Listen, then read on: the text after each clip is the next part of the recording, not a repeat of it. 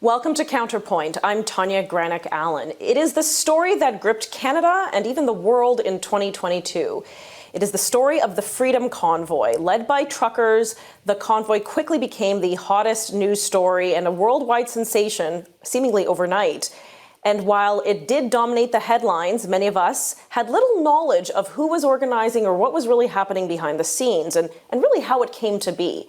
Where did it all start, really? Well, joining me now is Andrew Lawton. He's a senior journalist with True North and host of The Andrew Lawton Show. He is the author of this book, Freedom Convoy, the inside story of 3 weeks that shook the world. Andrew, thank you so much for joining me. This is the first book that has been written. Maybe there will be others, I don't know, but it was the first book that kind of gives readers a glimpse or an opportunity to go behind the scenes and see really what happened. And for me, I really appreciated hearing how it all started, because we only knew about these things when it hit the media, but there were several days before that when kind of things started going. So maybe I'll start with you with that question. What triggered this convoy to start?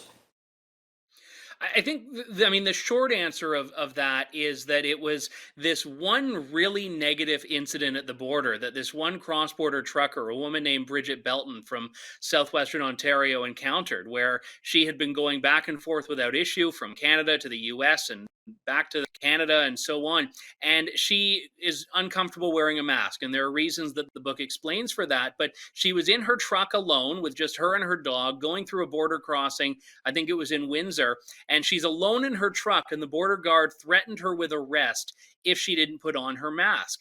And it wasn't just this one incident, but it was really this overarching sense of feeling like no one was in control of their own lives after 2 years of intermittent lockdowns, restrictions, and mandates. And she started connecting with other truckers on TikTok and said, we got to do something about this. And it took a few twists and turns that the book explains, but it ended up with what we now know as the Freedom Convoy.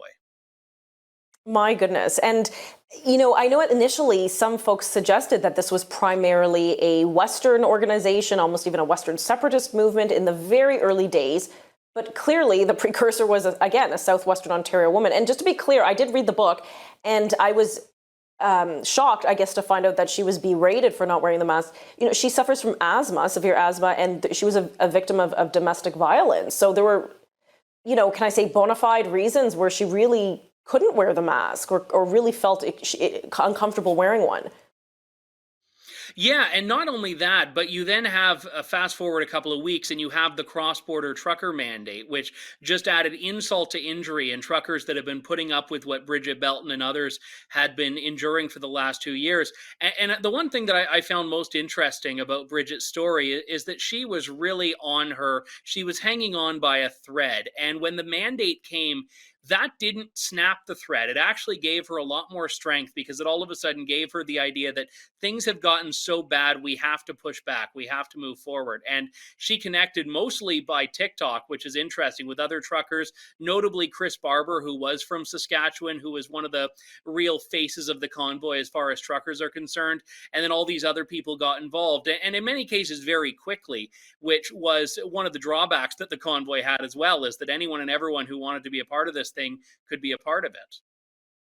Well, to me, it seemed, as you mentioned with Brigitte Belton, that there was a desperation in the air, and people had, and I think this is why it garnered so much support. We could talk about this later, but that people were so desperate for something to happen that there seemed to be no end to the increasing, government infringement on the rights or increasing encroachments. So something had to happen, and finally something did. And people were like, wait, we can support that. We're going to get on board. Yeah, and I think for truckers in particular, one of the reasons they made such good heroes in this story is because everyone had been for the last 2 years talking about them as being the essential workers, the heroes, the backbones of these communities throughout the pandemic. So when the government went after them, all of these people who had heard the government say, including Justin Trudeau, hashtag thank a trucker for the last 2 years, that was really the triggering effect of people saying, well hang on, I thought these were the heroes. I thought these were the ones that were to give great thanks to for keeping us going through the pandemic. Why are they now the enemies if they're not vaccinated? And it's true that January 22nd deadline 2022, when there was this reciprocal arrangement where you had to be doubly vaccinated and show proof of vaccination to go across the border, regardless if you were an essential worker, which trucks transporting goods were considered essential. That was a hard and fast line in the sand for many people, especially the truckers, and they just said enough.